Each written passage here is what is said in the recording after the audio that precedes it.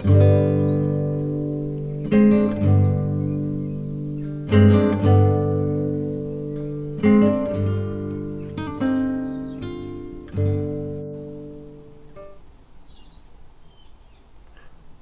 cactus people.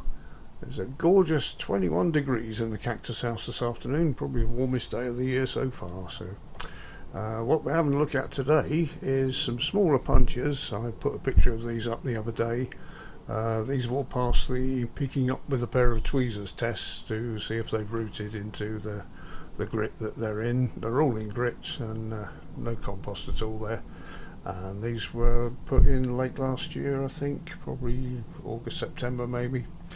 And I did them as part of identification video, and it was just the easiest way of cataloguing it at the time. If I'd done a cutting, I'd taken a picture, so that was the idea behind that. And one of our viewers, Barbie, saw the picture I put up the other day and asked if we could do a more detailed look at these. So this is it. So what I'm planning on doing is actually potting these up into 7s very shortly, which are these pots here. I'm not going to do all that today because I don't want to bore you to death, but we will have a look at the roots on one of them to see what they're like, and then we'll just have a chat about them. It seems a fair enough thing to do. So let's have a look at this Opuntia brasiliensis, which is the only one of its genus. This passed the picking up test, as you can see. Give it a shake and you can see the roots on that. Let's move it there. Plenty of roots on it. It's fantastic. So that will just be potted up into just normal Ziggy's number 1 with some grit. But so I won't do that now. We'll just have a look at the rest of them. These are mostly smaller Opuntias. Now, a lot of the books I've noticed have said, when it comes to Opuntias and collecting, that Opuntias aren't a good idea for most collectors, which I tend to disagree with. You know, it's fair enough that if the books want to put people off a little bit and sort of warn them, these can get a bit big because, well, let's face it, most cacti want to be trees, and quite a few Opuntia want to be trees as well. But if you keep them in relatively small pots, don't feed them too much, and prune them now and again, take pads off and things like that, it's quite possible to keep a good collection, a good variety of Opuntias and smaller Opuntias. And this is the Opuntia microdaisies, which most books say, oh, this is a good example. You can have this as a smaller Opuntia in your collection, which is fine, but it's one of the most unfriendly cactus. You really don't want to touch this one because they're absolutely riddled with glockids, and they are very irritating. There's 3 of them on the market. They're all sold as bunny ears. This one's the Microdaisies pallida, which is got nice gingery glockids on that. That one is just the straight Microdaisies, which I'm probably pronouncing wrong, but there you go. And this one is Opuntia rufida, which is probably a Microdaisies as well. A darker green one. All very nice. They only grow to probably a foot or so. They tend to flop over a bit. Nice for a nice small collection, but I say full of glockids, so beware of that one. It's nice to have. We've got other ones, Cylindra Opuntias, Corin Opuntias, and Tephra which are all in the same umbrella. This one, Corin Opuntia Grahami. These are mat forming. They form little cushions on mountain sides up in the Andes, and quite low growing and very pretty. They have some nice flowers on them. What I do, I've got a couple of videos of smaller Opuntia flowers, which they're not my pictures, they belong to someone else, which is quite clear on the videos, but I'll put a link to those as well so you can have a look. And the Cylindra Opuntias, which is the southern version of Cylindra Opuntias, like the southern continent, South America.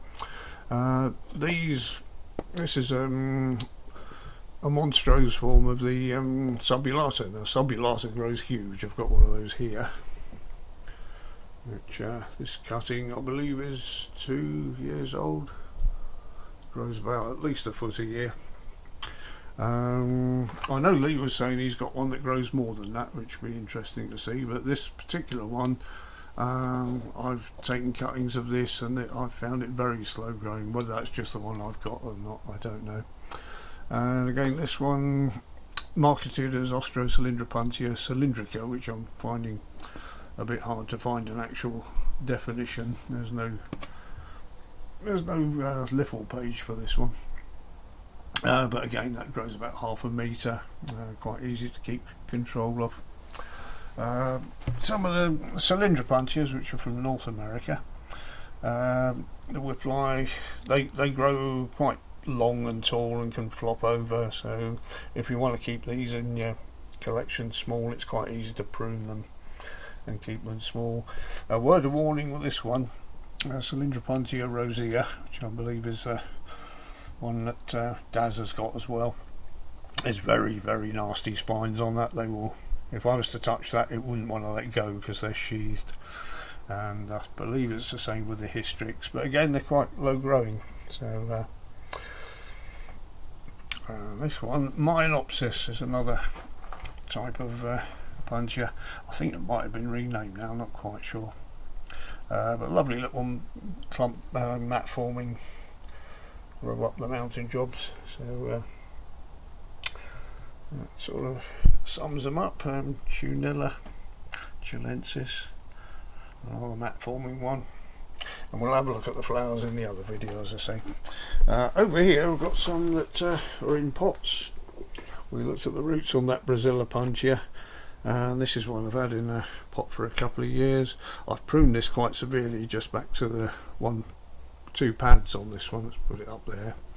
A few years ago, and it's grown all this since, so it's quite easy to keep it pruned as a small tree. He's looking floppy at the moment because it's winter and he's not had a drink since September, but he'll soon pick up. And if I was to leave this, I believe Lynn's got a big one of these. If I was to leave it, it would carry on, develop into a trunk and turn into a small tree quite quickly. So again, prune it and you can keep it small, which is great.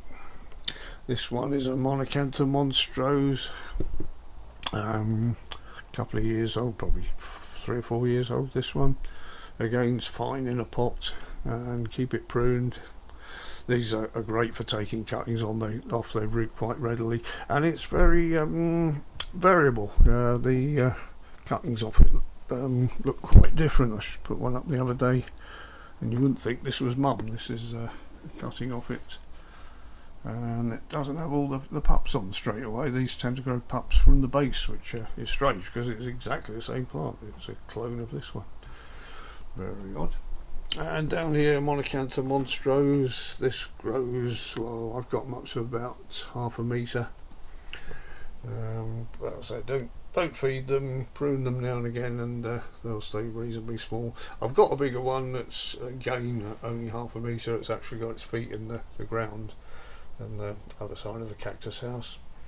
And here's one of the Tephra-cactus, sphericus. Again, nice little plant. You can see the older pad, for a lack of name there. It's a lack of a proper name there. And the newer growth on the top. And a Opuntia.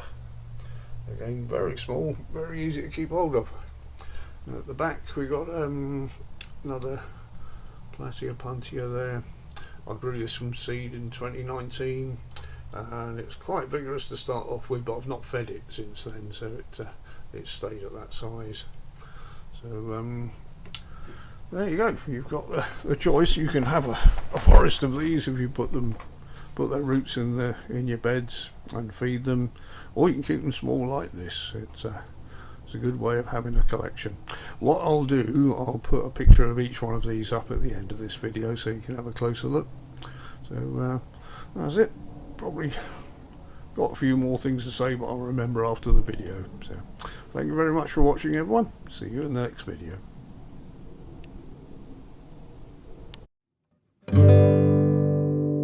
Thank you.